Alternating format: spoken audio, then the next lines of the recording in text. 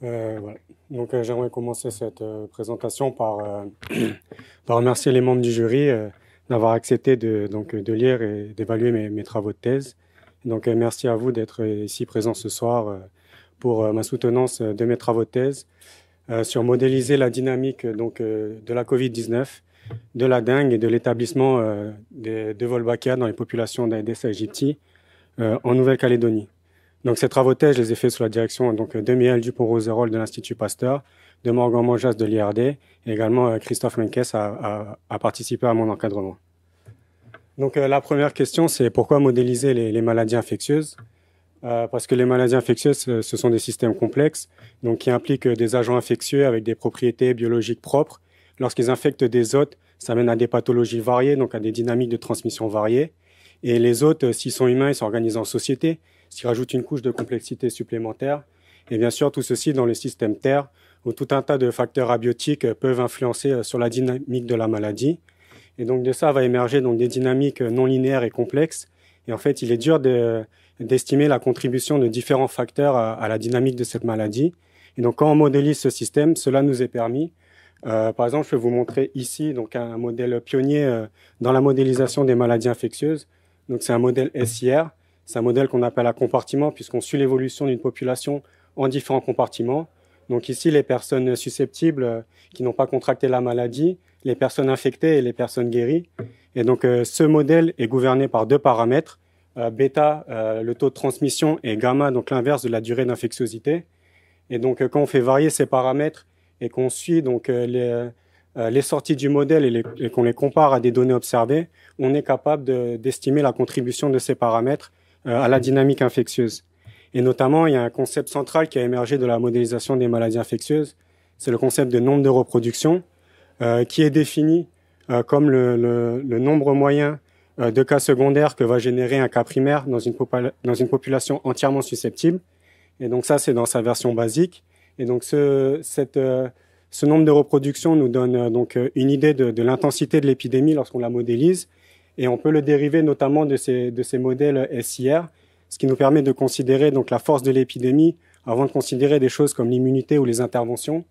Dans le cas des maladies à transmission vectorielle, donc on peut aussi dériver ce nombre de reproductions à partir des modèles dits de Ross-McDonald. Donc c'est des modèles qui prennent en compte la dynamique du vecteur dans le calcul de ce nombre de reproductions. Mais également, on peut estimer un nombre de reproductions similaire, mais pas exactement pareil. Donc un nombre de reproductions qu'on va appeler effectif de manière statistique à partir d'une série temporelle de cas observés. Et donc là, ça nous permet d'évaluer la force de transmission d'une maladie, mais qui est déjà influencée par des choses comme l'immunité de la population ou les interventions qui sont en cours dans cette population. Donc moi, je me suis intéressé à la dengue. La dengue, c'est une maladie qui est due à un virus ARN, qui est transmise à l'homme par la piqûre d'un moustique du genre Aedes. Bien souvent, ça provoque une maladie fébrile, mais dans de rares cas, ça peut évoluer en dengue sévère, donc avec des syndromes hémorragiques ou des syndromes de choc qui peut mener à la mort. Donc il y a 4 sérotypes de dengue. L'infection par un sérotype nous confère une immunité à vie contre ce sérotype, mais que transitoire contre les autres sérotypes. Et donc les deux vecteurs de la dengue principaux, donc Aedes aegypti et Aedes albopictus, ils ont adopté un comportement anthropophile. Ça veut dire qu'au cours de leur coévolution avec l'homme, ils ont adopté une préférence pour le sang humain et notamment pondre leurs gîtes dans les gîtes qui sont issus de l'homme. Et donc la dynamique de la dengue, c'est issu donc d'une interaction entre le vecteur, le virus et la population humaine, et ceci influencé par tout un tas de facteurs. On peut citer notamment la lutte antivectorielle, qui correspond jusqu'à présent, qui était soit l'épandage d'insecticides ou soit la destruction des gîtes larvaires. Maintenant, il existe de nouvelles méthodes de lutte. Et également, de manière univoque dans la littérature, a été montré maintes et maintes fois l'influence du climat sur cette dynamique, qu'on peut expliquer parce que les précipitations, en mettant des gîtes en eau, donc elles favorisent la prolifération du vecteur. Et le climat, il a un double impact puisque à la fois il agit sur les traits de vie du vecteur, mais également sur le virus à l'intérieur de ce dernier. Donc là, vous pouvez voir sur le graphe de gauche qui est le nombre de cas rapportés de dengue dans le monde des années 90 à nos jours, donc des données consolidées par modélisation. On peut voir que la dengue, elle a doublé en 30 ans, de 90 à 2020, donc passant de 30 millions à 60 millions de cas rapportés par an. Et vous pouvez voir Donc, sur le graphique de gauche, qui sont des données de modélisation d'habitabilité du vecteur, donc, qui traduit également la répartition de la maladie. On voit bien que la maladie, en fait, elle est inféodée à la bande intertropicale, là où le climat est favorable. Et donc, sachant que 70% de la maladie, elle a lieu donc en Asie du Sud-Est, où elle fait quand même des milliers de morts par an. Et ensuite, c'est en Amérique du Sud et enfin en Océanie. Mais ce qu'on peut voir ici, c'est dorénavant la présence du vecteur dans des régions plus tempérées, ce qui laisse à penser que la maladie pourrait, donc avec quelques cas de transmission autochtone, ça laisse à suggérer que la maladie pourrait s'installer dans ces régions si le climat y devenait plus favorable, et notamment en lien avec le réchauffement climatique. Moi, je me suis intéressé à la Nouvelle-Calédonie, donc une île du Pacifique Sud-Ouest.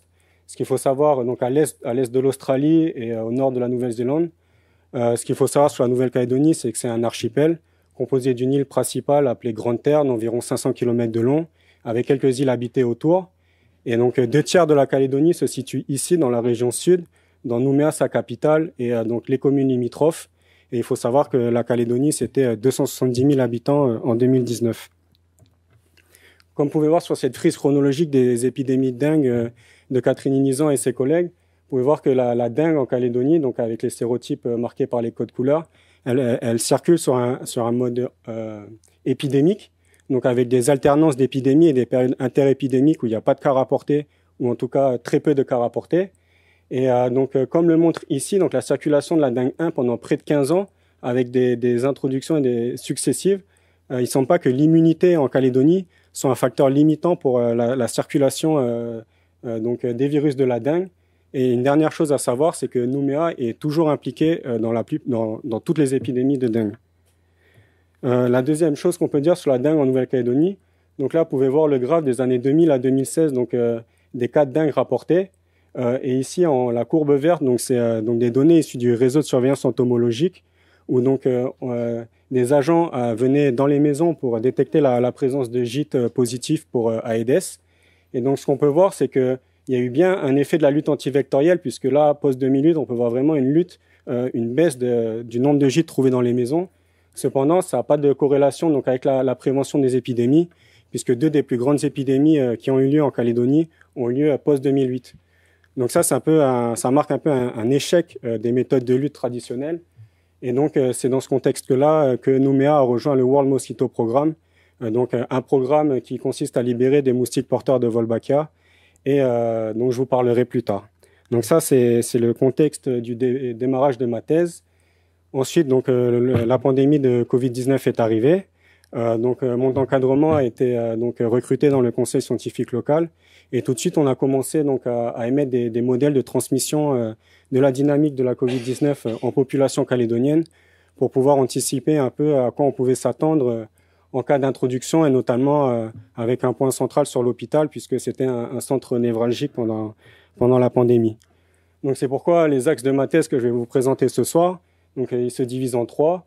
Donc le lien entre le climat et la dengue, donc c'était déterminer un risque climatique d'épidémie de dengue et projeter ce risque au futur. Le deuxième axe, c'était modéliser donc la stratégie Wolbachia, le déploiement de la stratégie Wolbachia à Nouméa, et pourquoi pas pouvoir déterminer des facteurs influençant son succès. Et enfin, donc c'était a posteriori par rapport à l'épidémie de variant Delta en Nouvelle-Calédonie, donc avoir un retour sur les stratégies de contrôle pour le contrôle justement de la transmission du variant Delta. Donc, en commençant par les épidémies de dengue et le risque climatique. Donc, ce que je vous ai représenté là, donc c'est un triptyque avec la série temporelle des cas de dengue en Nouvelle-Calédonie des années 70 à nos jours. Là, je vous ai surimposé donc la température journalière maximale au même moment, et enfin les précipitations journalières. Et donc, on sait que le climat a une forte influence sur la dynamique de la dengue, mais comme on peut voir empiriquement, il est difficile donc de déterminer des conditions qui sont propices aux épidémies. Et donc c'est pour ça que notamment on est obligé de passer par des modèles statistiques, donc des modèles généralistes de reconnaissance de patterns pour pouvoir lier le climat aux épidémies de dengue. Mais d'abord, avant de lier le climat aux épidémies de dengue, il y a eu un premier travail en amont. C'est donc qu'est-ce que c'est des conditions propices donc aux épidémies de dengue. Et donc c'est là que j'ai utilisé le nombre de reproductions estimé à partir de la série des cas temporels rapportés. Donc, puisque le nombre de reproductions nous donne donc un nombre moyen de cas secondaires à partir d'un cas primaire infecté, lorsqu'il est supérieur à 1, l'épidémie est en train de croître. lorsqu'il est égal ou inférieur à 1, l'épidémie est en train de stagner ou décroître. Et donc, en utilisant la méthode de Wallinga et Tenis, notamment, ça m'a permis donc de transformer cette série temporelle ici de cas rapportés de dengue en série temporelle de nombre de reproductions. Et particulièrement, moi, je me suis intéressé que aux périodes qui sont marquées ici par les pointillés verts, les périodes où ce nombre de reproductions était supérieur à 1, donc pendant les périodes dans lesquelles l'épidémie est en train de croître. Donc, une fois que j'ai identifié ces périodes, le but, ça a été de les relier à des variables climatiques. Donc, ici, vous pouvez voir donc, les résultats d'un modèle statistique avec la série temporelle des cas de dengue rapportés. Les pointillés verts sont donc à chaque fois que les périodes de croissance épidémique telles qu'estimées par la méthode de Wallinga et Tenis, et en rouge, donc c'est à chaque fois que le modèle prédit une épidémie supérieure à 0,5. Et donc pour ce faire, j'ai dû d'abord générer des variables climatiques pour pouvoir anticiper ces épidémies de dengue. Et donc à ma portée, j'avais que 2 variables climatiques, donc la température de l'air maximale journalière et les précipitations maximales journalières. Et à partir de ces deux variables climatiques brutes, j'ai généré tout un tas d'indices climatiques, notamment des cumuls de pluie et de température sur de certaines périodes, un nombre de jours où la température ou la pluie dépassait des périodes données. Et donc ensuite, le but, ça a été d'utiliser un algorithme généraliste pour anticiper ces périodes de croissance épidémique à partir de ces variables. Il y a une étape de sélection. Donc l'étape de sélection, ça s'est fait en entraînant le modèle sur une partie du jeu de données et en le testant sur une partie du jeu de données qui n'avait pas servi à son entraînement. Et donc là, on peut voir en comparant les périodes de croissance épidémique telles qu'estimées par la méthode de Wallinga et Tenis et le modèle qui anticipe ces périodes en rouge juste avec des variables climatiques. On peut voir qu'en se basant sur seulement 2 variables climatiques, donc la plupart des épidémies de dengue sont repérées par le modèle avec un certain nombre de faux positifs, mais également le modèle a une bonne a priori les périodes qui ne sont pas épidémiques, puisqu'il ne prédit pas d'épidémie. Mais on peut voir également que le modèle il a un peu de mal avec les épidémies doubles, donc qui se situent sur 2 années, puisqu'il va établir une probabilité d'épidémie soit la première année, soit ici on peut voir la 2e année. Et donc ce modèle de risque climatique il se basait seulement sur 2 variables. Donc le nombre de jours où la température était supérieure à 30,8 degrés les 80 jours en amont de cette période de croissance épidémique, et également le cumul de pluie dans les 2 derniers mois précédant cette période. Donc là, on avait un modèle de risque climatique, et ensuite on s'est intéressé que pouvait devenir le risque de la dengue au futur. Donc c'est ce que je vous ai représenté là, avec le risque annuel d'épidémie de dengue des années 80 à 2100, et en fonction de projections de climat futur. Et donc ces projections de climat futur, avant de les utiliser, elles ont fait l'objet d'une descente d'échelle, notamment faite par Cyril Dutheil et ses collègues, pour être adaptées à un climat de la Nouvelle-Calédonie. Et donc on a considéré trois scénarios de climat futur. Donc le scénario de basse émission carbone en vert, le scénario de moyenne émission carbone en bleu et le scénario de haute émission carbone en rouge. Et ce qu'on peut voir déjà sur la période historique avec le risque estimé avec les données météorologiques avec la courbe en pointillé et le risque estimé avec les projections climatiques sur la période historique, c'est qu'il y a une bonne concordance entre les projections climatiques et les données météorologiques. Et on peut voir également que selon tous les scénarios de climat futur considérés, le risque prédit d'épidémie de dengue va augmenter. Et même dans le scénario haute émission carbone, le modèle prédit un climat favorable à l'émergence des épidémies de dengue tous les ans à l'horizon 2080. Donc ça, c'était la première étude. Si je peux la résumer, j'ai estimé les périodes de croissance épidémique grâce à la méthode de Wallinga et Tenis, que j'ai anticipé grâce à un modèle statistique, un modèle généraliste de reconnaissance de patterns. Ensuite, j'ai utilisé des projections climatiques pour anticiper le risque futur de dengue. Et les conclusions de cette étude, c'est que le climat deviendra plus favorable à l'émergence des épidémies de dengue dans le futur. Et si je peux parler d'une limite de cette étude, c'est que ces algorithmes généralistes de reconnaissance de patterns, ces modèles statistiques, ils fonctionnent sur un fonctionnement associatif. Or, on sait que la dynamique de la dengue, c'est issu d'un système biologique, et forcément jusqu'à 2100, il va y avoir une évolution de ce système, et inexorablement, en fait, il y aura une dérive de la distribution statistique des données qui ont servi à entraîner le modèle. Et donc, on peut se demander quel est l'intérêt d'émettre des projections jusqu'à 2100. Et ce à quoi je réponds, ça illustre bien une tendance du climat futur à favoriser l'émergence des épidémies de dengue. Donc maintenant, je vais passer donc, à la deuxième étude qui consistait donc à modéliser le déploiement de la stratégie Wolbachia à Nouméa et notamment déterminer des facteurs pouvant influencer sur son succès. Donc on va commencer par qu'est-ce que Wolbachia. Donc comme vous le voyez dans cette cellule d'insecte avec les Wolbachia ici. Donc Wolbachia, c'est une bactérie intracellulaire obligatoire, spécifique des insectes. On estime que 60% des espèces d'insectes sont porteurs de Wolbachia. Elle possède des propriétés remarquables puisqu'elle est capable de manipuler le système reproductif de son hôte. Et donc Aedes aegypti, lui, le seul vecteur de la dengue en Nouvelle-Calédonie, n'est pas un porteur naturel de Wolbachia. Mais par contre, lorsqu'on infecte par Wolbachia, elle provoque chez ce dernier deux phénotypes. Le premier phénotype, donc, c'est l'incompatibilité cytoplasmique. Donc quand il y a un mâle qui est infecté par Wolbachia, mais pas une femelle, donc le mâle infecté en bleu et la femelle pas infectée en orange, donc les œufs ne vont pas se développer. Donc la descendance ne sera pas viable. Par contre, comme la bactérie se transmet de la mère à l'enfant, donc si la femelle est infectée, peu importe le statut d'infection du mâle, la descendance sera donc porteuse de Wolbachia. Bien sûr, si les deux moustiques ne sont pas porteurs de Wolbachia, la descendance ne sera pas porteuse. Mais donc ce que vous voyez ici sur ce schéma, c'est qu'il y a trois descendances de cas de reproduction viables et deux de ces trois cas sont porteurs de Wolbachia. Donc ça donne un avantage reproductif donc à l'établissement de la bactérie dans les populations. Et donc ça, c'est le premier phénotype. Et le deuxième phénotype, c'est que Aedes aegypti, lorsqu'on l'infecte avec Wolbachia, donc il n'est plus capable de transmettre la dengue. Il devient réfractaire à la transmission de la dengue.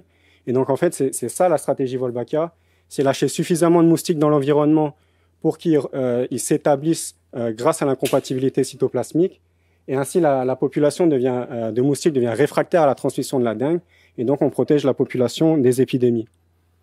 Mais donc ces deux phénotypes, c'est pas les seuls qu'on a observés, puisqu'on sait que quand un insecte n'est pas porteur naturel de Wolbachia, ça peut avoir un impact sur sa fitness lorsqu'on l'infecte avec Wolbachia. Et là, je vous présente donc les travaux de Nicolas Poquet et ses collègues. Donc, on sait notamment que Wolbachia peut avoir un impact sur la fertilité et la fécondité des femelles.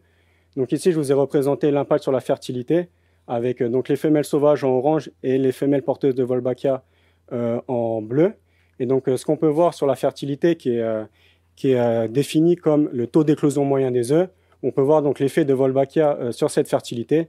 Et donc, pareil pour la fécondité qui est définie comme le nombre moyen d'œufs pondus par les femelles, on peut voir l'impact de Wolbachia sur la fécondité. Et donc, en fait, là, au niveau de la dynamique, l'établissement de Wolbachia dans une population, ça va être un compromis entre l'avantage reproductif donné par l'incompatibilité cytoplasmique et également donc l'impact négatif qu'a Wolbachia sur la fertilité et la fécondité des femelles. Maintenant, je vais vous parler un peu de comment donc, a été déployé Wolbachia à Nouméa par le World Mosquito Programme. Et donc, comme vous pouvez voir sur cette carte de Nouméa à droite, avec en rouge les points de lâcher, avec un point de lâcher de moustique à peu près tous les 100 mètres. Et en vert, donc, c'était des pièges qui servaient à capturer des moustiques et à pouvoir suivre la progression des Wolbachia dans les différents quartiers de Nouméa. Donc, comment ça se passait? Donc, les moustiques étaient élevés dans des centres de production. Peu avant l'émergence, ils étaient conditionnés dans des tubes. Lorsqu'ils émergeaient, ils étaient donc libérés sur le terrain. Et ensuite, en parallèle, donc, les pièges étaient relevés, les nasses des pièges étaient relevées pour trier les moustiques pour Aedes aegypti. Et ensuite, les moustiques étaient testés donc par PCR pour savoir s'ils étaient positifs à Wolbachia. Et ça permettait de suivre la progression de Wolbachia dans les différents quartiers de Nouméa. Donc moi, mon rôle, ça a été de modéliser ça.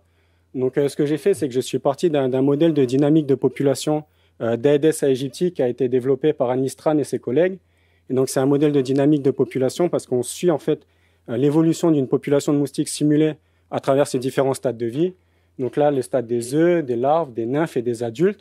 Moi, j'ai rajouté la population de moustiques porteurs de Wolbachia qui peuvent être intégrés soit sous forme de lâcher d'adultes, soit sous forme de lâcher d'œufs. Et donc, ils interagissent avec la population sauvage par la reproduction. Là, on peut voir que donc, si la femelle est infectée, peu importe le statut d'infection du mâle, ça mènera à des œufs porteurs de Wolbachia. Par contre, si le mâle est infecté et que la femelle n'est pas infectée, donc l'incompatibilité cytoplasmique, les œufs ne seront pas viables. Ce modèle, il intègre également aussi donc, des équations qui relient des traits de vie du moustique au climat. Donc, c'est des équations qui sont issues de la littérature. Et notamment, je vous ai représenté ici la température de l'air. Elle va influer sur la mortalité de tous les stades aquatiques, mais également sur la vitesse de développement donc de tous les stades de vie du moustique, pardon. Mais elle va également donc influencer sur la vitesse de croissance des stades aquatiques et de digestion du sang. Donc, ce que ça fait, ces équations, c'est que globalement, dans le modèle, l'été est plus favorable à la prolifération de la population de moustiques. Je vous l'ai représenté là. Donc là, c'est le taux de développement des œufs, avec ici le cercle, donc les mois de Nouméa, donc le climat dans les différents mois de Nouméa. Et ce qu'on peut voir, c'est que ce paramètre en saison fraîche, donc d'avril à octobre, avec les données de Nouméa, il est plus autour de 0,1. Par contre, donc, en saison chaude, il est plus autour de 0,2. Donc il n'y a pas seulement que la température de l'air qui est comprise dans le modèle. Donc il y a également les précipitations. Et les précipitations, elles vont jouer sur un paramètre crucial qui est là et qui s'appelle donc la capacité de charge. Et la capacité de charge, c'est un paramètre conceptuel qui nous sert à déterminer, moi je travaille à l'échelle du quartier, combien un quartier peut accueillir donc de larves et de nymphes. Sachant que les pluies, en mettant des gîtes en eau, elles permettent l'accueil de plus de larves et de nymphes. A contrario, s'il n'y a pas assez de gîtes, il y a une compétition pour les ressources à l'intérieur des gîtes, ce qui va influencer sur la mortalité des larves et des nymphes, ce qu'on appelle une mortalité dépendante de la densité. Et donc ça, in fine, ça va influencer sur la taille de la population adulte. Donc les précipitations, elles agissent aussi sur le taux d'oviposition, puisque plus de gîtes disponibles favorisent la ponte des femelles. Donc en s'inspirant des travaux de Caldwell et ses collègues, j'ai modélisé donc la relation entre la pluie et ses paramètres selon une relation quadratique, avec un effet bénéfique du cumul de la pluie jusqu'à un certain seuil, auquel de là, donc la relation s'inverse et l'excès de pluie devient négatif. Donc, une fois le modèle spécifié, donc, il est possible de simuler des lâchers de Wolbachia dans le modèle. C'est ce que je vous ai représenté là. Donc, ces lâchers peuvent être informés par les vraies données du World Mosquito Programme, donc du nombre de moustiques lâchés par semaine dans les différents quartiers. Donc, ici, on peut voir là pour un quartier du Causse Nord, donc le nombre de moustiques lâchés par semaine dans ce quartier. Et donc, ce qu'on peut voir ici avec la courbe bleue, donc qui sont les moustiques porteurs de Wolbachia, et la courbe orange qui sont les moustiques sauvages. Donc là, c'est en nombre absolu, c'est une taille de population. Donc ce qu'on peut voir, c'est que lâcher des moustiques va augmenter la population de moustiques porteurs de Wolbachia. Mais ensuite, on peut arrêter donc, les lâchers. Et grâce à l'incompatibilité cytoplasmique, donc, la population de moustiques va continuer à progresser jusqu'à devenir donc, majoritaire. Et là, il y a un point d'équilibre qui se fixe ici, où la population est stable et reste majoritaire. Et en fait, la population sauvage, elle, devient ultra minoritaire, mais sans jamais s'éteindre. Donc ça, c'est un point d'équilibre. Mais ce qu'il faut savoir, c'est que l'incompatibilité cytoplasmique, ce n'est pas garant de l'établissement de Wolbachia, puisqu'en fait, il y a un point d'inflexion à franchir. Et là, j'ai imaginé un scénario alternatif où on aurait lâché moins d'adultes à Ducos Nord. Et ce qu'on peut voir, c'est qu'ici, on n'a pas lâché suffisamment de moustiques. Et donc, quand on arrête les lâchers, la population de Wolbachia n'arrive pas à s'établir. Et donc, elle va rechuter à zéro. Et donc, l'établissement sera un échec. Et donc, ça, le modèle nous permet de trouver ce point d'inflexion et notamment les moments où l'établissement de Wolbachia est un succès. Donc mon but, c'était de reproduire la dynamique d'établissement de Wolbachia observée dans les différents quartiers de Nouméa. Donc, c'est ce qui est représenté ici sur ce graphique avec les différents quartiers. Les bandes bleues, ce sont les lâchers d'adultes et les bandes rouges, les lâchers d'œufs. Donc, renseignés dans le modèle tels qu'ils sont fournis par le World Mosquito Programme. Donc, les ronds verts, c'est donc les données de capture issues des réseaux de pièges. Donc, la prévalence de Wolbachia dans les captures de pièges du réseau. Et donc là, ce qu'on suit ici, donc c'est une prévalence de Wolbachia. On n'est plus en nombre absolu. Donc là, c'est une proportion de moustiques porteurs de Wolbachia par rapport à la population totale. Donc si on revient en arrière, donc c'est la courbe bleue rapportée à la courbe bleue plus orange. Et donc ce qu'on peut voir, c'est que donc le modèle arrive à reproduire la dynamique d'établissement de Wolbachia dans les différents quartiers de Nouméa. Mais pour reproduire cette dynamique, j'ai calibre deux paramètres. Donc, un paramètre crucial dont je vous ai déjà parlé, la capacité de charge de chaque quartier, et donc, in fine, la taille de la population adulte de moustiques dans les différents quartiers de Nouméa, et également donc l'impact de Wolbachia sur la fécondité des femelles, l'impact global sur les femelles qui ont été lâchées dans les différents quartiers. Donc, on peut voir ici que le modèle est capable de reproduire la dynamique quand ça fonctionne, mais également ici, on peut voir à Ducos Ouest, on n'a pas lâché suffisamment de moustiques. Donc la population de Wolbachia, donc là ici en proportion, retombe. Et donc le modèle aussi arrive également à suivre cette dynamique en la simulant. Et donc une fois qu'on avait un modèle calibré, donc là on s'est intéressé à des questions d'optimisation de la stratégie. Et notamment, l'une des premières questions qu'on peut avoir, c'est donc combien faut-il lâcher de moustiques au minimum donc, pour espérer un établissement de Wolbachia. Et donc ça, c'est ce que je vous ai représenté sur ce graphique. Donc il y a chaque carré ici est une campagne de lâcher simulée. Et donc les campagnes de lâcher, elles varient donc, sur le nombre de moustiques lâchés par semaine et sur la durée de la campagne en semaine. Donc ce qu'on peut voir ici, donc tous les carrés gris, c'est les campagnes simulées où Wolbachia ne s'est pas installé parce qu'on n'en a pas lâché suffisamment. Et donc à la fin, la population s'écroule et retombe à zéro. Et ici, les carrés colorés, donc c'est toutes les campagnes qui sont un succès, telles qu'estimées par le modèle. Et donc avec le code couleur vert clair, donc 500 000 moustiques lâchés au total, et en noir, plus d'1 million de moustiques lâchés au total. Et donc ce qu'on peut faire donc, avec ce modèle, là par exemple, je vous ai représenté, donc ça c'est le quartier de Rivière-Salée. Ce que je vous ai représenté là, c'est la campagne qui a eu lieu à Rivière-Salée, donc environ 43 semaines de lâcher avec 24 000 moustiques lâchés par semaine. Et donc on peut voir que la campagne se situe là. Or le modèle, lui, il prédit qu'on peut avoir un établissement de Wolbachia avec 2 fois moins de moustiques. Donc ici, la limite entre le succès et donc le non-succès de Wolbachia, elle est ici autour de 500 000. Et donc ce que le modèle nous dit également, c'est que ce minimum de moustiques à lâcher pour obtenir l'établissement de Wolbachia, il peut s'obtenir de 2 manières différentes. Donc soit on peut faire une campagne très intense avec 42 000 moustiques lâchés par semaine, soit on peut étaler la campagne avec 26 000 moustiques lâchés par semaine pendant 22 semaines. Donc après ça peut être des choix stratégiques en fonction de si on veut bénéficier donc la production de moustiques ou donc la durée de la campagne. Aussi, ce que je vous ai dit, donc, c'est que ce modèle, il inclut donc l'effet du climat sur les traits de vie du moustique. Et notamment, il y a une question aussi qui était centrale, c'est quelle est la meilleure saison pour commencer des campagnes de lâcher de Wolbachia. Donc, c'est ce que je vous ai représenté sur ce graphique-là, avec là, en bleu, la saison fraîche, en orange, la saison chaude. Et donc là, les barres rouges, c'est le minimum de moustiques à lâcher, le minimum de moustiques Wolbachia à lâcher pour obtenir l'établissement, tel qu'estimé donc dans les simulations avant.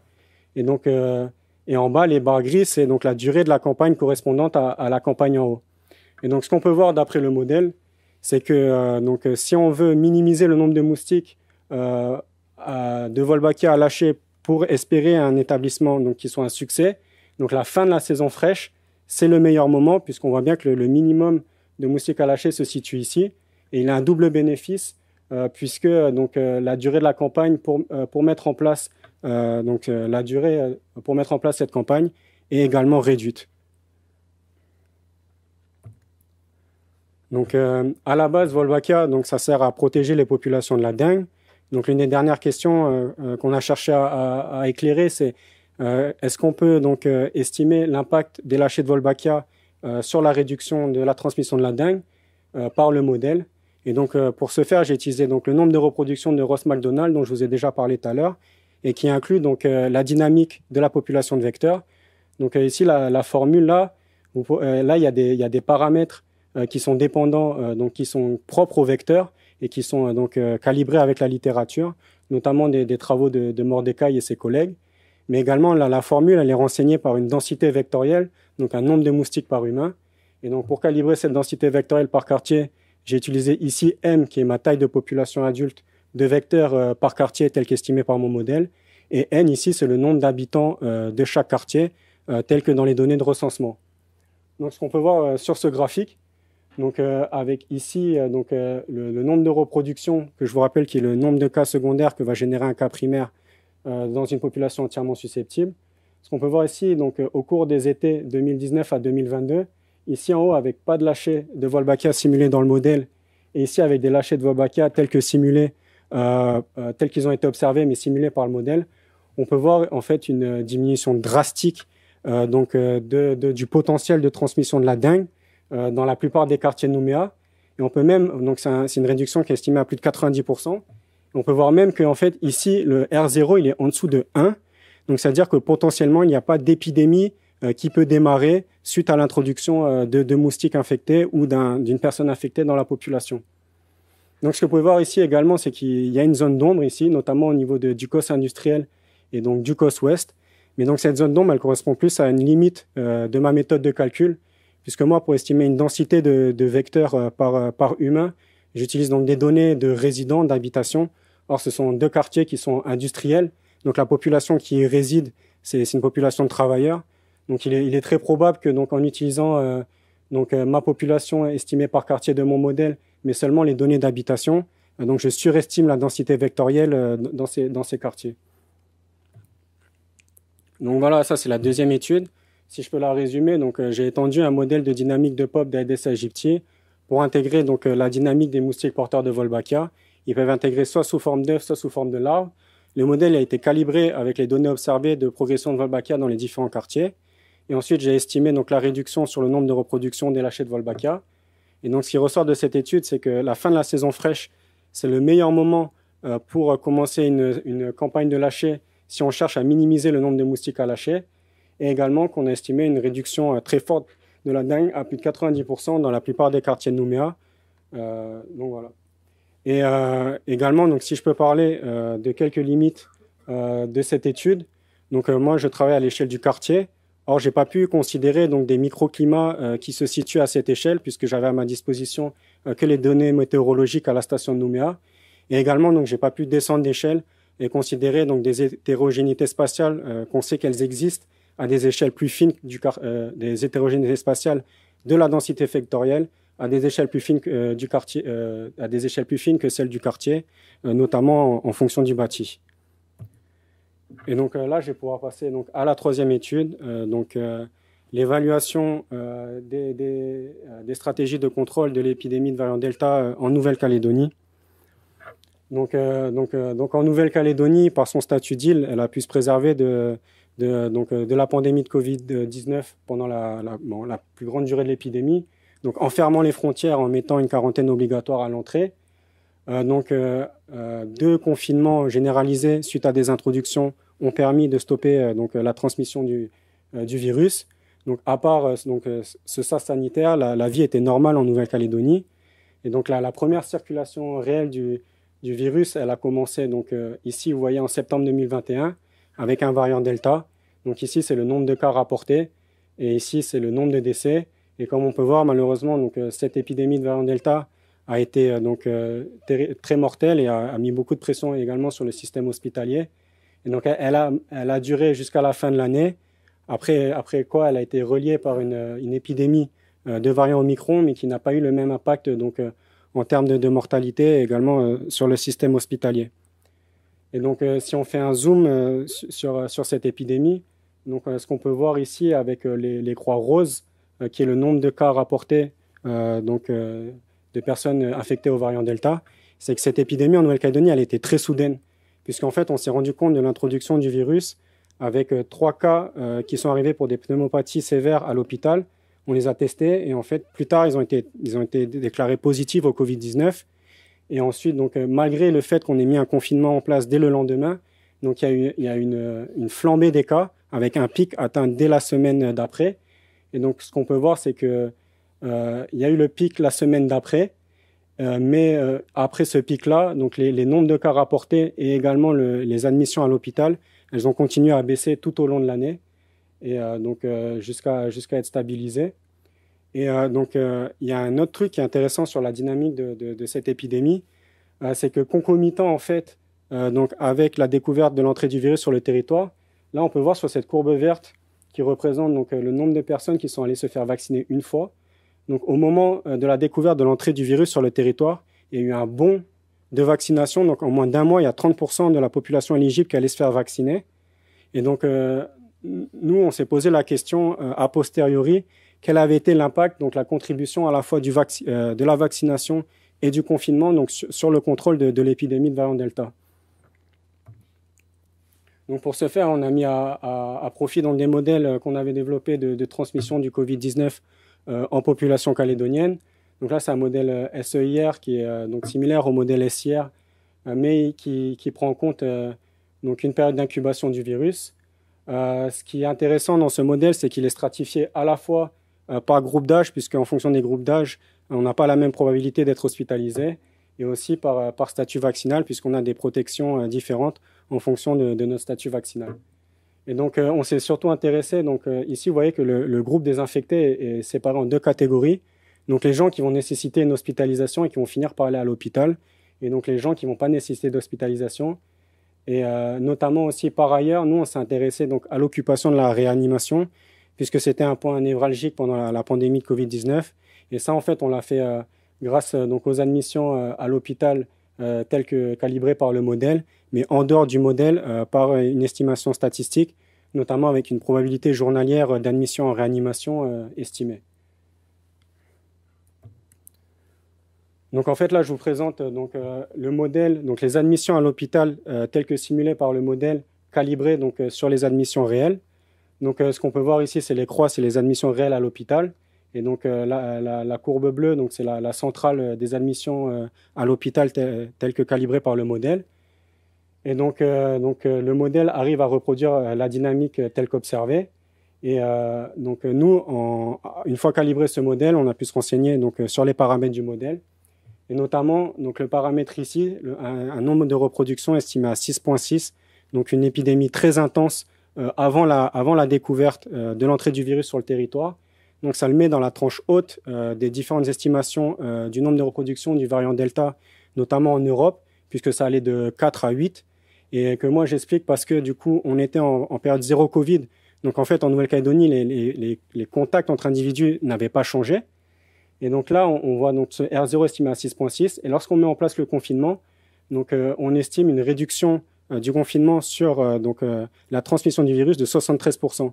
Donc c'est une réduction très forte, donc qui a permis après d'endiguer le nombre de cas infectés et in fine les admissions à l'hôpital. Et donc ce qui a permis après de lever une première fois partiellement le confinement, les personnes ont pu retourner travailler, les regroupements familiaux de moins de 10 personnes ont été réautorisés. Et donc, ce qu'on peut voir, c'est que la réduction toujours rapportée au R0 initial, on peut voir que la transmission a réaugmenté, puisque la réduction par rapport au R0 initial n'était plus que de 40%. Malgré tout, la situation épidémiologique, ça ne s'est pas traduit par un rebond épidémique. Et puis, on voit qu'après, quand on a une nouvelle fois allégé le confinement en autorisant les regroupements familiaux de plus de 30 personnes, la réduction est restée peu ou prou la même, puisque la réduction était autour de 30%. Donc là, le modèle a été calibré sur les admissions à l'hôpital. Et donc après, on s'est intéressé quelle a été la contribution relative du confinement et de la vaccination sur l'épidémie. Et c'est pour ce faire, en fait, on a imaginé des scénarios alternatifs qu'on a simulés dans le modèle. Et là, je vais vous présenter les résultats que pour l'occupation de la réanimation, puisque je vous ai dit que c'était un point névralgique pendant la pandémie. Et donc là, ce que vous pouvez voir notamment, ça c'est le nombre de lits occupés dans la réanimation. Ici, la première ligne pointillée, c'est le seuil maximal d'occupation de la réanimation en temps normal. Et en rouge, c'est le seuil d'occupation maximale de la réanimation tel qu'il a dû être remanié en période Covid. Et donc la courbe verte, c'est l'occupation de la réanimation telle que simulée par le modèle, mais qui a été fitée sur l'occupation de la réanimation telle qu'observée. Donc avec les scénarios alternatifs, on va voir comment les courbes changent par rapport à cette baseline calibrée. Et donc le premier scénario qu'on a imaginé, c'est un scénario sans confinement. Et donc c'est le scénario ici que vous voyez en violet, avec la grande bosse. Donc on peut voir que si on n'avait pas mis en place un confinement, le taux d'occupation, l'occupation au max de la réa aurait été 3 fois supérieur à celui observé. Donc c'est un scénario catastrophe qui serait traduit par une grande perte de chance de soins pour de nombreux patients. Mais ce scénario, il a quand même modéré, puisque pour faire ce scénario, on estime que les taux de contact entre individus n'auraient pas changé avec le danger perçu de l'épidémie. Mais n'empêche que ce scénario, il traduit comment le confinement est venu endiguer très vite la transmission du variant en Nouvelle-Calédonie. Donc là, le deuxième scénario qu'on a imaginé, c'est un scénario sans vaccination. Par sans vaccination, j'entends que la vaccination, elle aurait été telle qu'elle était à l'entrée du virus, autour de 30-40%, et il n'y aurait pas eu ce bond vaccinal tel qu'observé ensuite. Donc là, c'est la courbe orange que vous voyez ici. Donc ce qu'on peut voir, c'est que le confinement fait toujours effet, puisque le pic d'occupation de la réanimation n'est que de 20% supérieur à tel qu'il a été observé. Par contre, les admissions en réanimation, elles se seraient poursuivies jusqu'à fin décembre, donc avec un grand nombre de personnes admises à l'hôpital et admises en réanimation. Et donc ce seuil d'occupation maximale de la réa, lui, il aurait continué à flirter avec le seuil d'occupation maximale, qui aurait mis une pression terrible en fait sur le système hospitalier et qui, in fine, serait traduit par une perte de chance de soins pour de nombreux patients. Et donc, enfin, le dernier scénario qu'on a imaginé, donc c'est un scénario où on aurait pu mettre en place donc les mesures plus tôt, et notamment par une meilleure surveillance. Donc, on aurait pu détecter l'entrée du virus plus tôt sur le territoire. Donc, 15 jours avant, c'est ce qui est représenté ici par le scénario bleu. Et donc, ce qu'on peut voir, c'est que c'est le scénario qui mène au meilleur des cas, puisque donc ici, en tout cas, pour les admissions en réanimation, elles n'auraient commencé que bien plus tard. Et le seuil d'occupation maximale de la réanimation n'aurait flirté qu'avec le seuil d'occupation maximale de la réa en temps normal. Donc, si je peux conclure sur cette troisième étude, donc on a utilisé un modèle donc SEIR pour calibrer la transmission du variant Delta en Nouvelle-Calédonie sur les données d'hospitalisation. Grâce au modèle, on a pu imaginer des scénarios alternatifs pour estimer la contribution à la fois de la vaccination et du confinement sur l'épidémie. Et donc, ce qu'on a trouvé, c'est que donc le confinement a effectué une forte réduction de la transmission du variant Delta en Nouvelle-Calédonie, et la vaccination, elle, a empêché un rebond épidémique. Et donc, si je peux parler de quelques limites de cette étude, c'est que donc pour calibrer le modèle SEIR, j'ai considéré que la population calédonienne était une population mixte et homogène à l'échelle du territoire. Et également, j'ai pas considéré donc de structure dans les contacts par âge qui existent entre les individus. Donc, c'est des choses qui peuvent être incluses sous forme de matrice de contact. Mais comme elles n'étaient pas disponibles pour la Calédonie, j'ai préféré m'abstenir d'en utiliser une. Donc maintenant, je vais pouvoir conclure de manière plus générale sur ces travaux. Donc premièrement, donc j'ai pu modéliser deux systèmes de maladies avec deux approches différentes. Donc une approche statistique, une approche mécaniste. Le modèle de risque climatique de dengue a prédit que le climat allait être plus favorable à l'émergence des épidémies dans le futur. Le modèle de dynamique de POP d'établissement de Wolbachia, c'est l'un des premiers, à notre connaissance, modèles qui inclut donc l'effet du climat sur les traits de vie du moustique dans l'établissement de Wolbachia dans les populations. Et donc avec ça, on a pu estimer des méthodes d'optimisation de la stratégie. Et enfin, donc le modèle donc de Covid-19 SEIR, lui, il a pu démêler à la fois l'effet du confinement et de la vaccination sur le contrôle de l'épidémie. Donc, quelques recommandations suite à ces travaux de modélisation. Donc, il y a des discussions pour pouvoir étendre le modèle d'établissement de Wolbachia à des régions où il n'y a pas eu encore de lâcher. Mais le modèle là, tel qu'il est calibré aujourd'hui, il pourrait être utilisé pour renseigner des futurs déploiements de la stratégie, notamment dans des quartiers de surface et de densité similaires à ceux qui ont déjà été calibrés avec les données de progression de Wolbachia, ce qui pourrait renseigner de futurs lâchers. Lui, le modèle de Covid-19, lui, il s'est avéré utile pendant la pandémie. Donc, des approches telles que celle-ci seraient utiles à la Calédonie en cas de future introduction de virus, notamment en Nouvelle-Calédonie. Et enfin, les scénarios alternatifs qu'on a estimés par ce modèle nous ont rappelé à quel point il est crucial, la surveillance est cruciale dans la lutte contre les maladies infectieuses et notamment dans le contexte d'une île telle que la Calédonie. Maintenant, si je peux parler de quelques considérations de travaux futurs suite à ces travaux de thèse. Donc, dans la première étude, j'ai utilisé un modèle statistique pour pouvoir prédire un risque climatique. Or après, maintenant, avec le modèle de dynamique de population, j'ai un modèle mécaniste qui nous donne accès à ce qu'on appelle des variables cachées, puisque on peut estimer une taille de population adulte en fonction des quartiers et de la température. On peut estimer un nombre de reproductions qui varie en fonction de la température. Et donc, il serait intéressant d'intégrer de telles variables dans les modèles de prédictifs statistiques pour voir si on pouvait améliorer la qualité des prédictions. Un deuxième point, ça serait que le modèle il utilise des équations qui relient les traits de vie du moustique au climat. Et donc, ça serait intéressant de faire un travail de sensibilité sur ces équations. Et pourquoi pas commencer des travaux empiriques en Calédonie, dès ces relations chez nos moustiques calédoniens, pour voir si ces relations elles sont stables à travers les différentes populations de moustiques. Oui, maintenant j'ai un modèle de dynamique de population de moustiques sauvages et de moustiques porteurs de Wolbachia. Et maintenant il serait vraiment crucial et intéressant de pouvoir coupler ce modèle avec un modèle mécaniste de transmission de la dengue, et pourquoi pas commencer à Nouméa et donc pouvoir donc prédire le futur de la dengue, mais in fine à l'échelle de la Calédonie, des épidémies de dengue en Nouvelle-Calédonie, maintenant que des moustiques Wolbachia ont été relâchés dans la nature. Et enfin, ce qu'il a manqué au modèle de transmission du Covid-19, c'est une matrice de contact par âge. Donc, il serait intéressant de pouvoir mener de telles études pour savoir comment sont structurés les contacts par âge dans la population calédonienne. Mais également, à défaut de lancer de telles études, déjà des études de séroprévalence dans les foyers, en fonction de l'âge et de tout un tas de facteurs, pourraient déjà nous renseigner quelle a été l'hétérogénéité, cette fois-ci, de la transmission entre les individus de la population calédonienne. Et donc, je vais finir sur ça.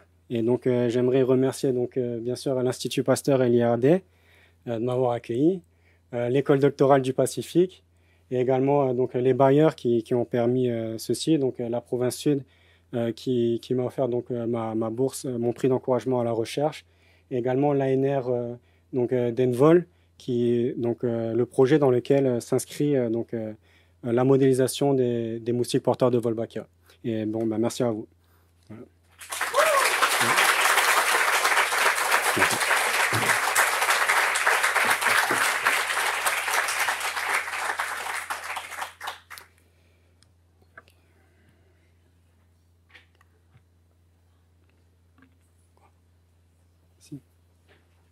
Noé, can you hear us? Yes. Okay. Great talk. And so, because of time, I'll just go straight to questions. And Annalise, if I could ask you just to start off the questions, please. Yes, thank you, Cameron, and thank you very much, Noé, for inviting me to your PhD defense. I found the manuscript of the thesis very clear and with a lot of explanations and nice graphics to understand your work, and congratulations for that. And also your talk was perfect, very clear, very nice graphics, and it clarified a lot of questions I had about the manuscript. So I have not much question now. So yeah, your work is huge. It was very interesting to see these 3 different studies of modeling epidemiological systems to answer very important questions about the control of infectious diseases such as dengue and COVID. So I think it's really a demonstration on how we can use models to address epidemiological question with your very concrete question in human health. So I had some question about maybe regarding the study on your model of dengue and climate. So you developed a predictive model of dengue epidemics. And can you maybe detail why you have some years you have some false positive in your prediction, which other factors than climatic factors could be explained these false positive detections? Yes. Okay. So this false positive of dengue epidemics, I think it could be explained because it's solely a climate risk of dengue epidemics, because we have the feeling that the climate drives, because it's epidemic in New Caledonia. And with the circulation of dengue 1 for so long, we think that immunity is not so much of a factor of beginning epidemics or ending epidemics. And so we have and it has been also proved by work before me in New Caledonia notably the work of Declou and colleagues and Turley and colleagues, that there is association between climate and dengue in New Caledonia. So about false positive, it's because, as you say, there are many drivers of dengue epidemics. And what we aim to do was first get rid of this driver by just considering not the reproduction number as a value, but only like a period of epidemic growth, as we thought that it was this was mainly influenced the start of epidemics by climate. But I think that if you want to build really a predictive model of dengue epidemics, you should aim to put in the model as many variables that you think are relevant to dengue epidemics. But the goal was in this study was to build only a climate risk. So sometimes, you know, the climate conditions are good, but for example, you cannot predict introduction. Introduction can depend on if the disease elsewhere, notably in the Pacific or in the Southeast Asia. So maybe if you want to build really a predictive model of dengue epidemics, you should consider those kind of data to inform the model. Yeah, thank you. I think you mentioned it in the perspectives, maybe with the development of mechanistic model, compartmental model of dengue, then you can take into account the immunity of the population, and yes, it will be very interesting to see if you can better predict using this sort of model, or by mixing the two approaches to take into account both climatic factors and immunity factors or mobility factors even. Thank you. I had other questions about the use of the mechanistic model in New Caledonia. I was very happy to see that this model has been used in New Caledonia with nice results. I understood that the calibration was made for each neighborhood for the carrying environmental carrying capacity. Was this calibration, so you had different values of carrying capacity for each neighborhood, and do you think it can be related to the type of urbanization?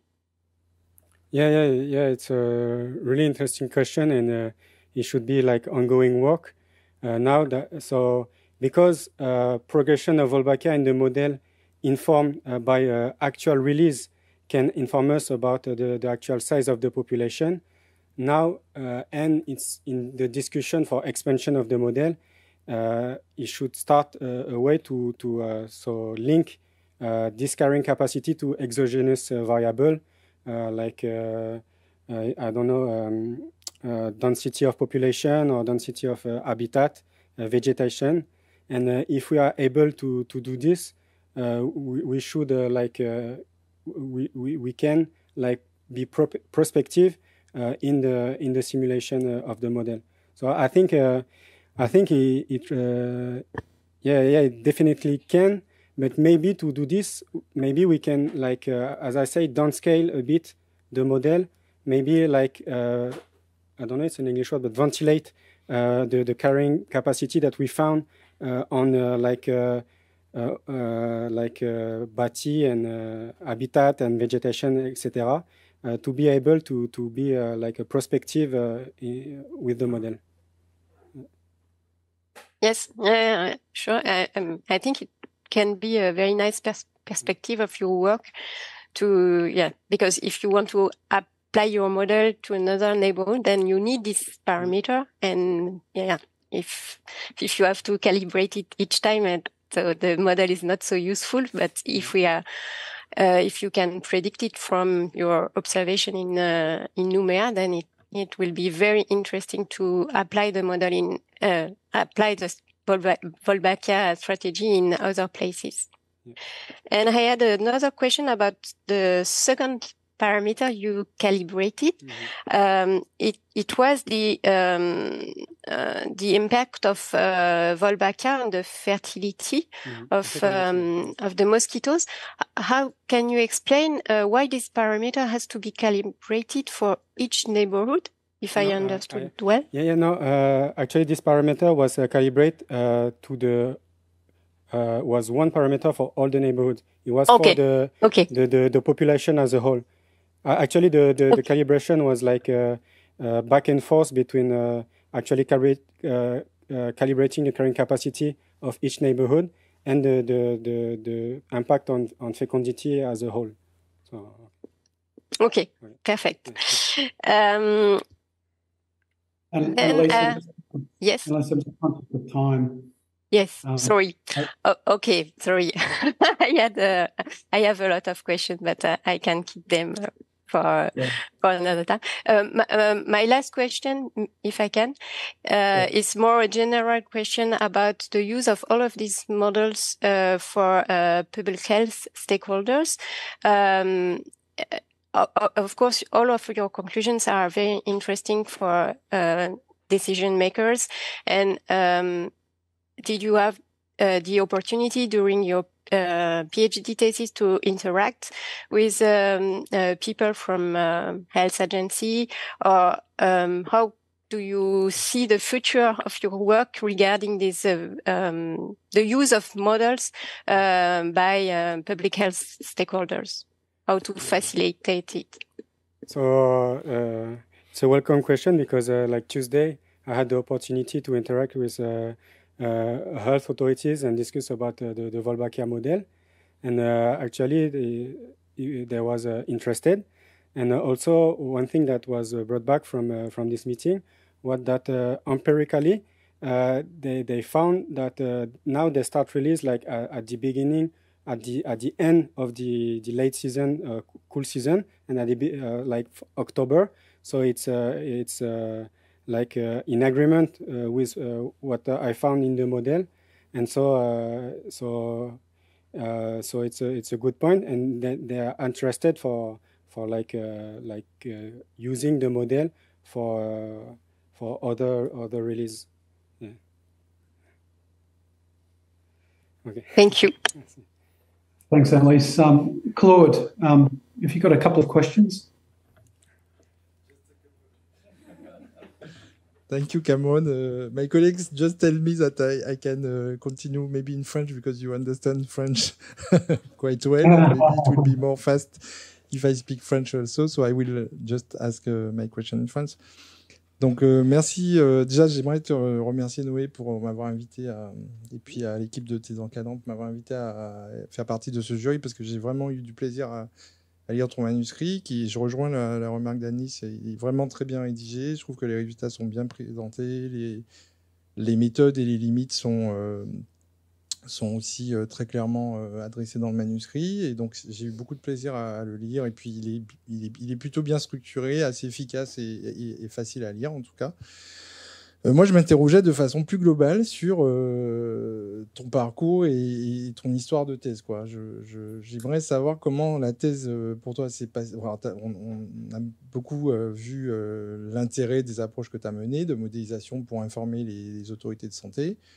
Mais j'aimerais savoir comment tu as vécu ta thèse. Et puis, de façon spécifique, est-ce que le sujet et les 3 applications que tu as présentées étaient déjà identifiés dès le départ?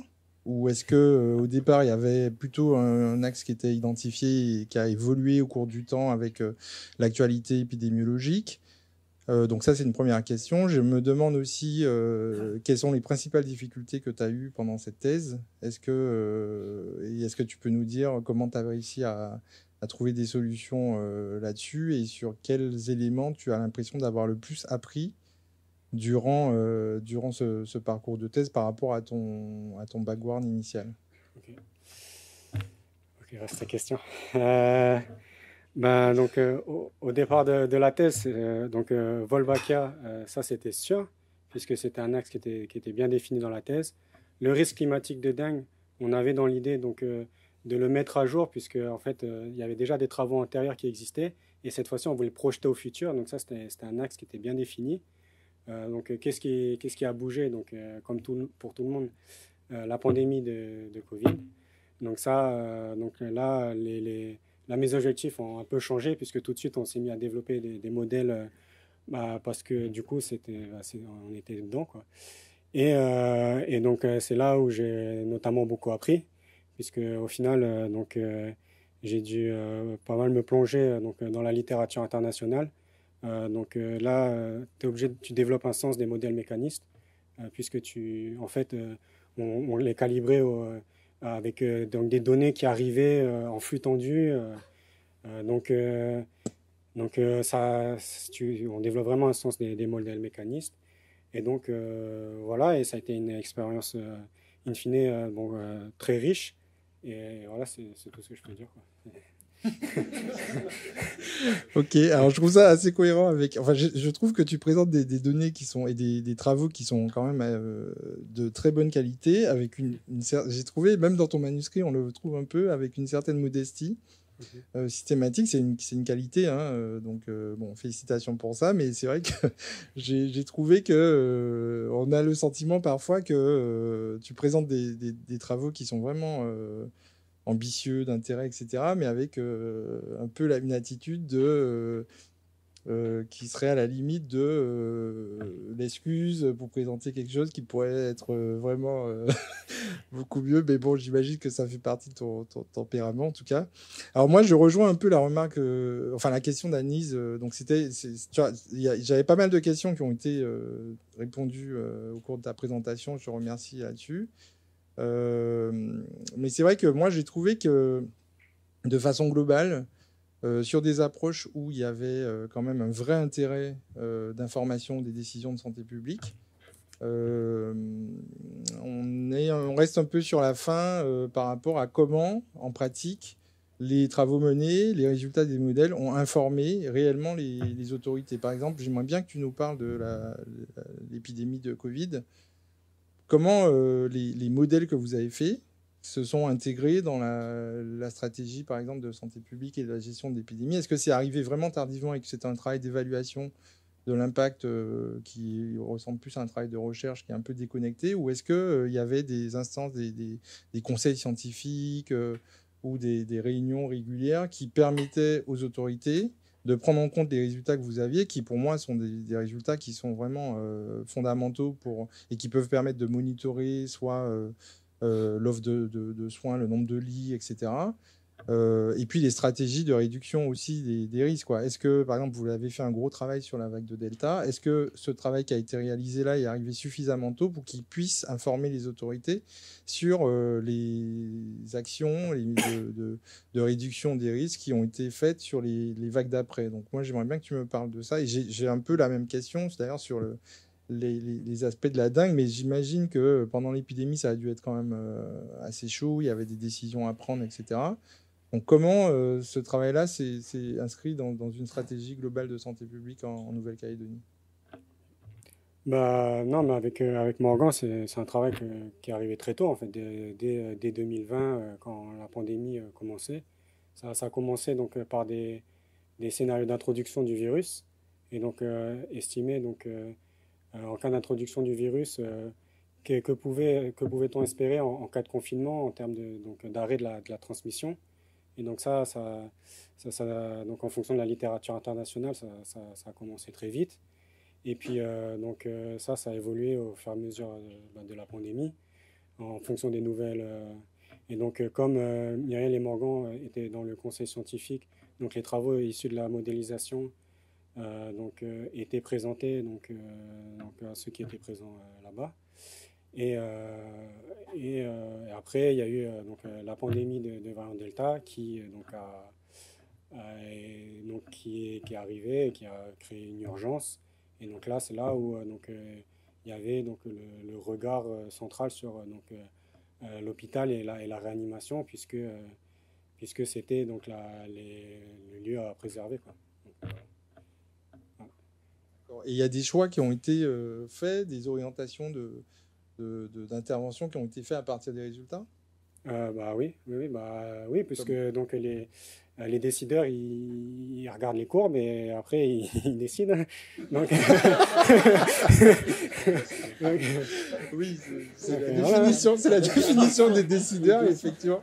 Oui, mais par exemple, est-ce que tu as des exemples de choix qui ont été faits est-ce qu'il y a des choix qui ont été écartés, qui ont été privilégiés suite à ça, enfin suite à la discussion, enfin je sais pas si tu as eu accès à ce niveau d'information-là. Je sais pas, peut-être Morgan il pourra mieux en parler, mais oui, forcément, donc par rapport à quand il y avait une introduction du virus, une estimation de combien de temps il faudrait de confinement pour après espérer qu'on n'ait plus de transmission en population pour qu'on puisse lever et qu'il n'y ait pas de redémarrage épidémique. Ça, c'était quelque chose qui était très regardé par les autorités.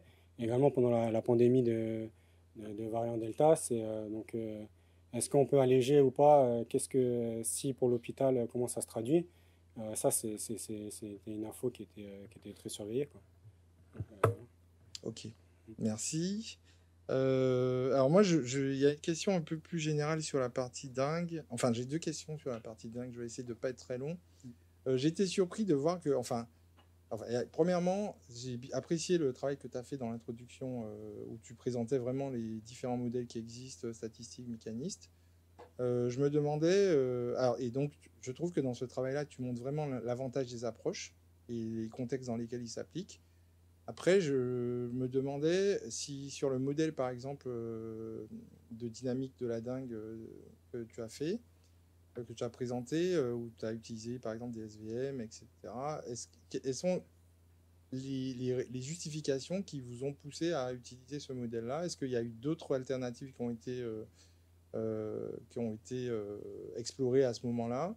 Et est-ce qu'il y a eu une réflexion, j'imagine que oui, qui a poussé au choix du modèle que vous avez utilisé à ce moment-là versus d'autres approches qui auraient pu être utilisées? Le SVM, il s'est imposé parce que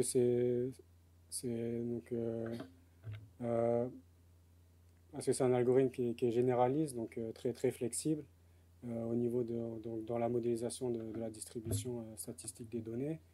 Vis-à-vis du climat, c'est donc les travaux antérieurs aux miens qui ont montré qu'il était possible de définir des périodes, je me souviens plus si c'était des années épidémiques en tout cas en Calédonie, en considérant le climat, le climat passé, enfin les conditions météorologiques passées.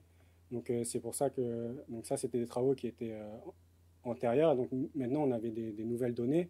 On voulait savoir si ces conditions climatiques elles perduraient dans le temps. Et globalement on a trouvé des mêmes conditions avec je crois c'est 8 ans ou 9 ans de données supplémentaires.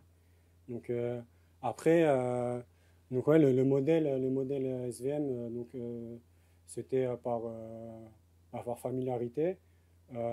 Après ouais, il serait maintenant avec du recul, il serait intéressant de combiner des approches, comparer différents modèles à des modèles basiques, type régression logistique, pour pouvoir vraiment avoir un aperçu, aussi faire des travails au niveau de la sélection des features, parce que par exemple pour le SVM, j'ai utilisé une sélection croissante, donc en rajoutant une variable, deux variables, trois variables, etc.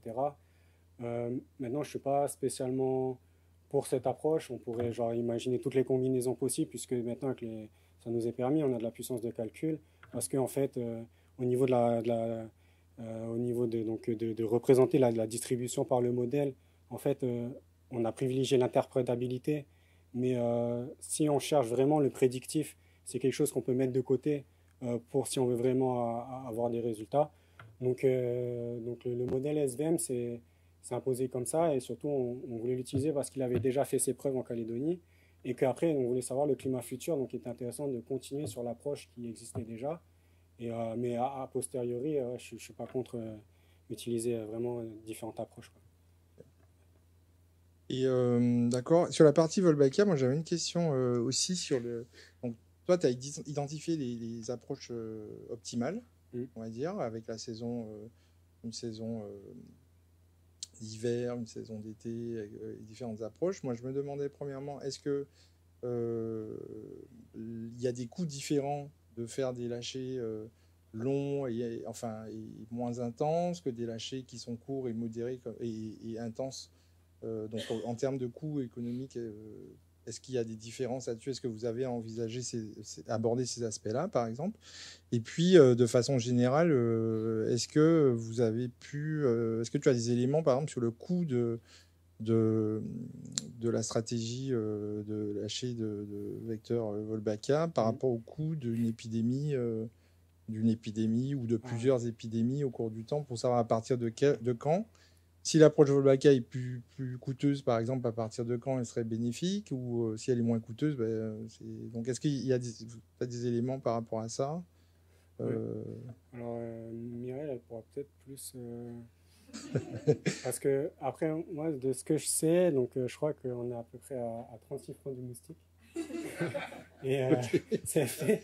Et donc, et après, il avait estimé que, donc en 2013, c'est pas mes travaux, et je n'ai pas travaillé sur ça, ce serait intéressant, mais il avait estimé qu'en tout total pour la société, donc c'était 1 milliard CFP, l'épidémie de 2013 de dingue. Donc on est à quelques centaines de millions pour le déploiement de la stratégie Wolbachia à Nouméa. Donc, forcément, en une épidémie, c'est rentable. Ah ouais, même sur une seule épidémie.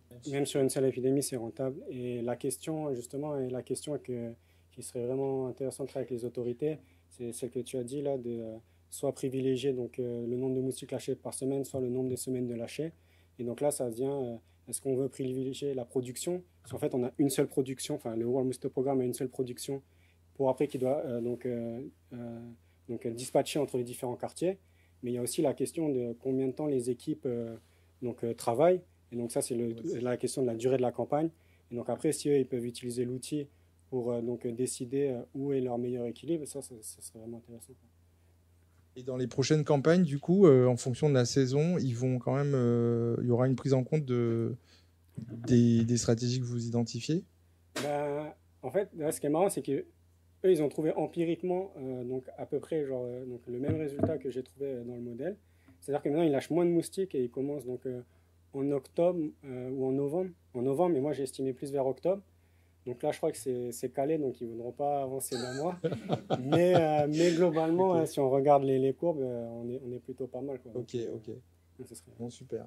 Il me reste quelques questions. Bon, je vais essayer de décourtir. Alors, il y a quelque chose que j'ai été assez surpris dans ton manuscrit. Tu parlais du style de vie océanien pour justifier le fait que tu ne prennes pas en compte les classes d'âge pour avoir une variabilité des contacts. Et j'aimerais bien que tu nous en dises plus, parce que moi, j'ai assez surpris d'imaginer que les personnes très âgées, par exemple, puissent avoir le même nombre de contacts que des jeunes, qu'on imagine un peu plus sortir. Et c'est vrai que dans les matrices de contact qu'on voit en général dans les différents pays, on a des variations. Et est-ce que tu pourrais étayer un peu plus ce point-là? Donc, j'ai pas utilisé de matrice de contact. Et donc, j'ai dit que donc, le mode de vie océanien qui est présent en Calédonie peut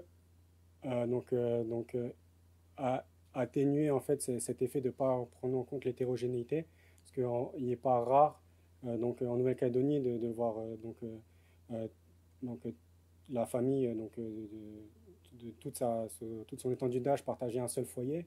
Donc je me disais que cette homogénéité des familles dans les foyers pouvait venir atténuer le fait de ne pas prendre en compte les matrices de contact. Bon, bien sûr, il serait même au futur intéressant et même crucial de considérer ces approches-là.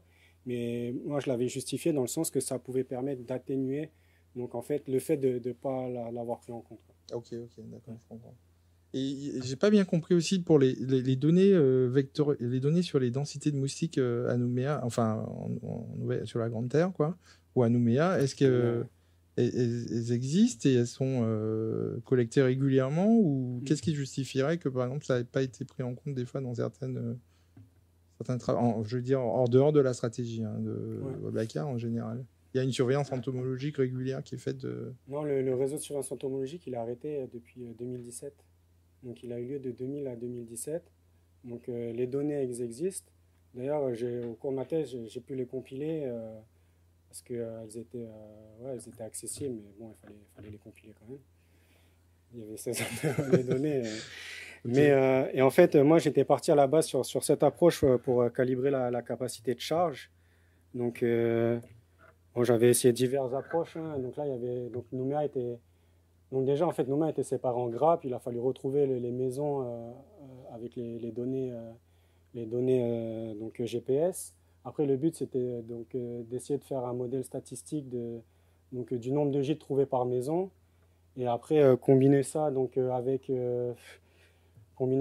donc, le nombre de maisons par quartier considéré par le WMP, les différents types de gîtes et donc les différentes productions des différents types de gîtes, les différents types de larves. Mais ça n'a pas du tout marché parce que c'était trop restrictif. Et donc au final, de laisser le paramètre de capacité de charge libre dans le modèle et de le calibrer avec la progression de Wolbachia, juste en considérant donc de définition une relation fonctionnelle entre la pluie et cette capacité de charge, c'était beaucoup plus expressif et donc ça a permis de calibrer le modèle, quoi. Et dans le modèle par exemple de dynamique, tu as essayé de prendre ça en compte ou... Le modèle d'épidémie de dengue, ouais. Comme les données elles commencent à 70, c'est pas assez. Après, c'est du coup là, quand je dis d'utiliser les variables cachées, maintenant il serait intéressant. Donc, si on a le recul du climat et qu'on a le modèle mécaniste, potentiellement on peut estimer une densité vectorielle. Bon, si on considère que tout est égal par ailleurs, une densité vectorielle par quartier, sur toute la période, grâce au modèle mécaniste. Et donc ça, on pourrait éventuellement le fournir au modèle statistique pour améliorer les qualités de prédiction. Ok, merci. J'ai juste une dernière question. Je sais que tu rejoins déjà prochainement l'équipe de Simon Cochemez pour l'unité de modélisation mathématique. Moi, je me demandais juste, au regard de ce que tu as appris, ce qui t'a plu dans ta thèse, etc., et de cette nouvelle phase qui s'ouvre, comment tu vois ton avenir en tant que chercheur? Est-ce que tu te vois vraiment dans un... C'est peut-être un peu tôt, mais est-ce que tu te vois vraiment être dans un... Comment? Ah, bon, mais tu as dû déjà avoir la réponse. Non, mais je me demandais, est-ce que tu te voyais plus en tant que modélisateur vraiment qui analyse des données, ou est-ce que tu te vois, étant donné que tu as fait un travail quand même multidisciplinaire, j'ai envie de dire, avec des interactions avec, j'imagine, des épidémiologistes, des biologistes, avec pas mal des acteurs de santé. Comment tu voyais vraiment ton plan de carrière si tu devais imaginer une situation idéale dans les 10 prochaines années, on va dire? Donc, déjà, l'expérience avec Simon Cochemez dans les modélisation, c'est une super expérience, puisque on fait tous la même chose. Et donc, on apprend énormément. Moi, je suis pas mal drivé par la curiosité. Et donc là, on aborde, comme tu as parlé, les modèles sérocatalytiques, ce que je trouve excellent, puisqu'on peut reconstruire une historique d'épidémie. Et en fait, ils sont géniaux, ces modèles, ils sont géniaux. Donc, moi, comment je vois les choses, c'est prendre l'expérience telle qu'elle est. Après, in fine, être en Nouvelle-Calédonie. Ouais. Et qu'est-ce que je veux dire? Oui, et aussi également, est-ce que j'aimerais vraiment, ce qui serait vraiment intéressant de faire, c'est oui, justement d'arriver à que la modélisation soit associée aux expériences empiriques à la genèse, quoi, et que les deux approches puissent se nourrir, parce que du coup après tu fais de la science super, quoi. Donc, Bon, je vais m'arrêter là. En tout cas, merci beaucoup encore une fois pour la qualité du travail que tu as fait, et puis de m'avoir permis d'apprécier ce travail-là et d'apprendre beaucoup de choses. No, yes.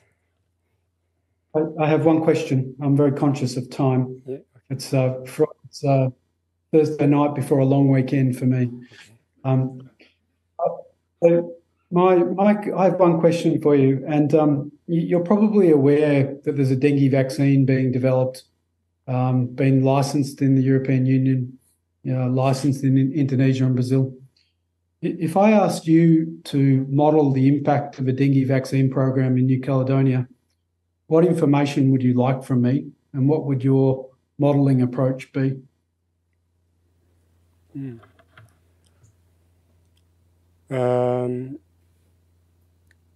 Okay. First, what the modeling approach would be the mechanistic model of dengue transmission with the dynamic population model of Wolbachia, because I think it's a better framework to address this question. And I don't know the extent of what you had in information, but I'm really interested in what you talk about, like competence with Wolbachia with veremic blood, because if you want to assess like the benefits of the dengue vaccine, it should be this question that would be that we can inform the model to really assess like the benefits of the vaccine. Yeah. Yes. So probably you would like to know questions about the percentage of a population that might seroconvert to neutralizing antibodies and the duration of protection. Yeah, this will be really helpful information. Yes. I'll just have one more question, and it's just about the prediction of risk under different climate forecasts. And what about rainfall? So there's a lot of emphasis on temperature, but for New Caledonia, what are the forecasts for a warming climate and its impact on New Caledonia's annual rainfall? Will New Caledonia be a drier environment? I did not have the data at the time, but the forecast for rainfall in New Caledonia, we are going to a drier New Caledonia, more on the east side of New Caledonia, west side of New Caledonia, and it should be this information to renew the prediction the future climate. To renew the prediction of climatic risk would be interesting. And also I know that there are work ongoing of like really high resolution of climate projection in New Caledonia, and this is the kind of information that we would want for predicting climatic risk. Yeah, great. I will ask the directors of the research to just say a few words. So if Christophe, Muriel and Morgan would like to say a few words to finish out this session. So it's Christophe. I shouldn't do that because I'm not supposed to, but I will ask a question. My understanding, so you show that Wolbachia is established, except maybe in due course. But so it's established. What's the purpose of this is done? What's the risk of having dengue anymore if it's permanently established? Yeah. Okay, it's established in Nouméa. Now it's going in Mondor and Dambéa, maybe after Païta. And what is next is to consider New Caledonia as a whole. And with this great urban population being covered with Wolbachia, we really want to can have a feel of the risk, not a feel, a quantitative assessment of what could be the risk in the rest of New Caledonia. So it could inform if we should also drive this kind of approach in other parts of New Caledonia. Oh, merci. I'll switch to French. So much easier. Alors donc bon voilà, moi je suis intervenu sur la partie autour du climat. J'ai vraiment beaucoup apprécié nos interactions. Tu as parlé de curiosité, je pense que c'est vraiment ça qui te caractérise. Hein. Tu as une très grande curiosité qui s'exprime dans tous les domaines. Et donc de nombreuses fois on a eu des discussions à propos autour des mécanismes climatiques, etc., ce qui est quand même très loin de ta thèse. Et vers la fin de ta thèse, en fait, je me disais, à chaque fois que tu posais des questions, je me disais, mais qu'est-ce qu'il va me demander encore? Et je ne vais pas pouvoir y répondre. Donc, je pense que ça, c'est quand même aussi un signe de la maturation scientifique que tu as acquise durant ta thèse. Et vraiment, c'est ce que je peux dire. Enfin, si j'ai à te caractériser, je pense que tu es vraiment quelqu'un qu'on a envie de recruter pour faire de la recherche parce que tu as cet esprit-là, tu as cette curiosité-là et c'est pas si fréquent. Et donc, je te remercie pour les interactions qu'on a pu avoir. Merci à toi. I'm done.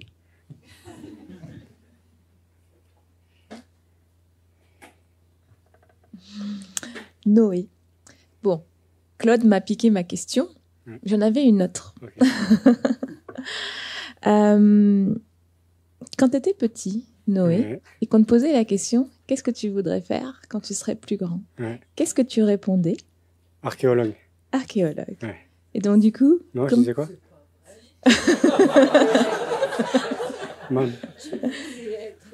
Philosophe. Ouais, mais ça, c'est plus tard. Ça, c'est plus tard. Petit, elle a dit. Archéologue. Mais ce qui est bien, c'est qu'avec les modèles sérocatalytiques, c'est quasiment de l'archéologie. Ouais, très bien. Donc, du coup, c'est pas très loin. Enfin, on est quand même un peu dans une certaine science. En fait, c'est... Ouais. Et comment t'as switché? T'es arrivé là-dedans, d'un coup? On est loin de l'archéologie. Ah ouais. Au fur et à mesure de la curiosité, hein, c'est vraiment... J'ai commencé en microbiologie, hein. Et donc après le bac, parce que en fait, le vivant, je voulais savoir comment ça marche. Et après, j'ai voulu m'extraire en fait de l'échelle cellulaire pour aborder des questions à l'échelle populationnelle. Et bien sûr, il y a quelque chose qui drive quand même pas mal à l'échelle populationnelle, c'est les maladies infectieuses. Et donc après voilà, c'est arrivé là. Très bien. Merci. Et justement, tu m'en as un point qui est important que j'aime dans ton parcours, c'est que tu as commencé par la biologie pour aller vers les mathématiques et appliquer à la biologie, du coup, aux maladies infectieuses. Et ça, c'est une double compétence qui, je pense, est très précieuse et qui sera vraiment importante dans ta carrière future. Donc, nous, on t'a accueilli à l'IPNC au sein de l'URDA.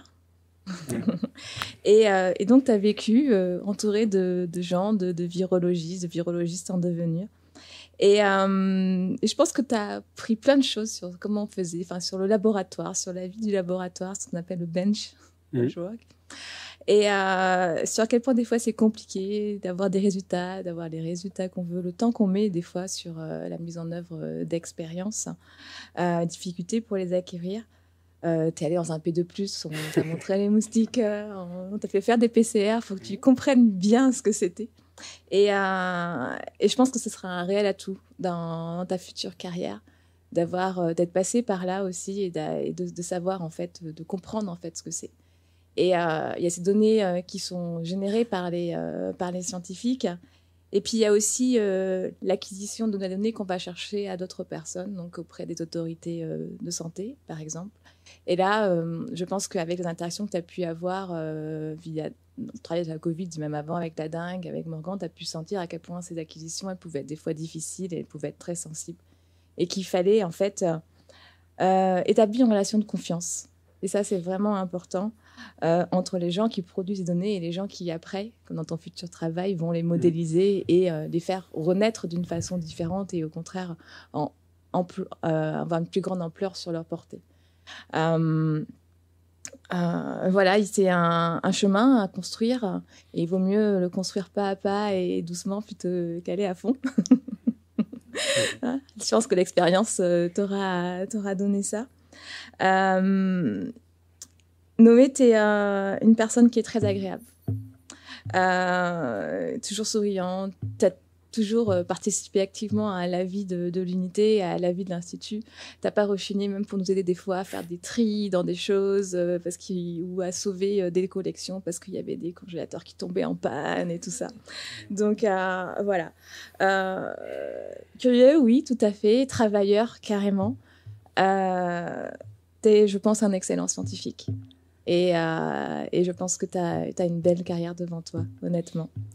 Un peu borné et têtu, un tout petit peu, qui des fois, on lui dit on s'arrête là et qui se dit ah ben non, Myriam, j'ai fait tourner un test bayésien, ça m'a pris 1 mois. Ok.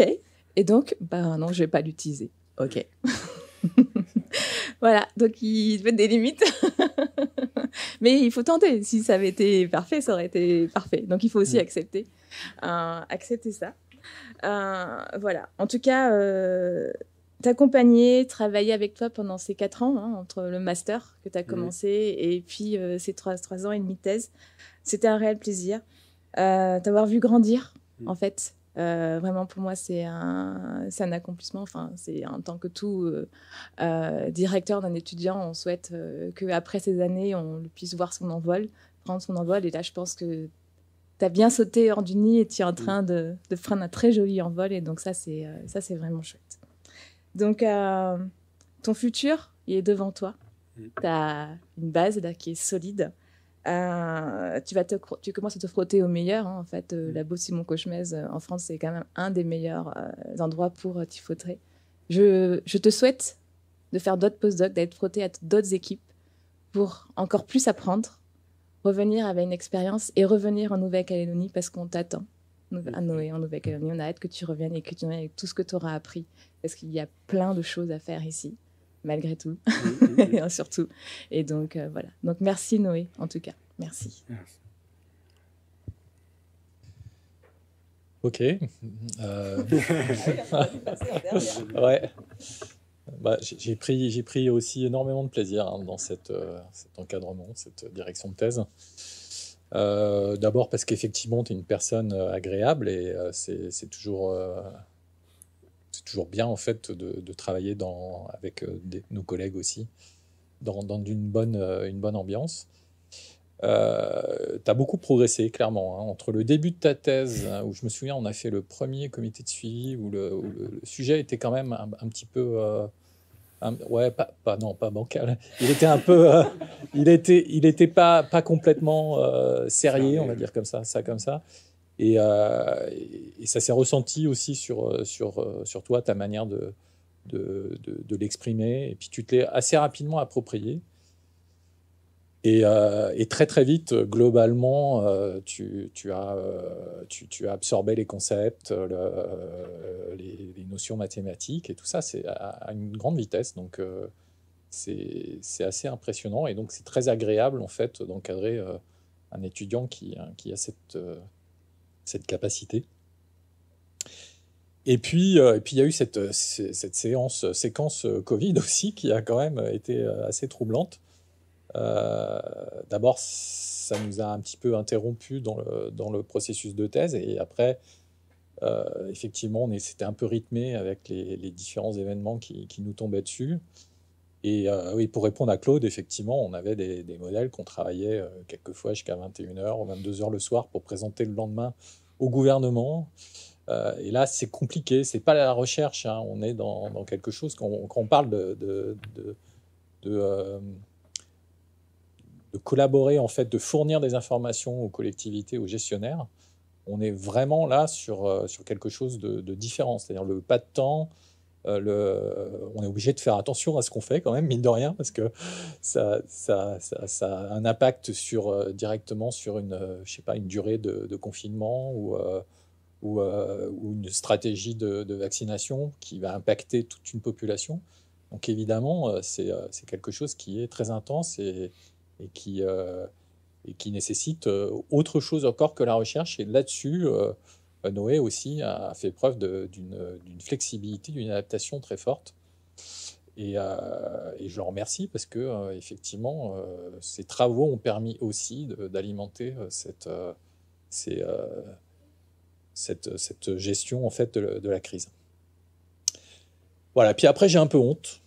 Parce que globalement, ça se passe bien et puis tu es quand même très agréable et on t'a quand même mis une pression pas possible. Alors c'est pas que notre faute.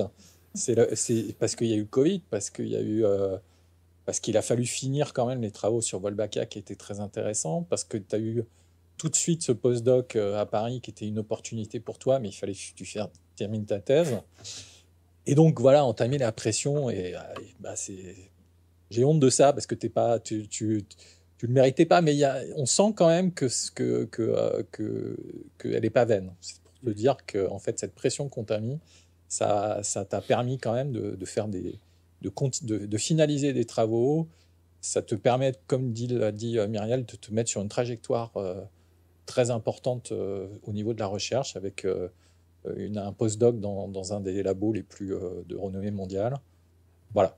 Et voilà. Et puis je ajouterais encore qu'il y a une satisfaction de la part d'un encadrant d'arriver à ce stade-là, parce que voilà, tu es calédonien, on forme des gens, ils participent à la société, et derrière, en fait, ils se frottent à l'élite mondiale. Voilà, parfait. Carton plein. Et tu viendras à l'IRD quand tu veux.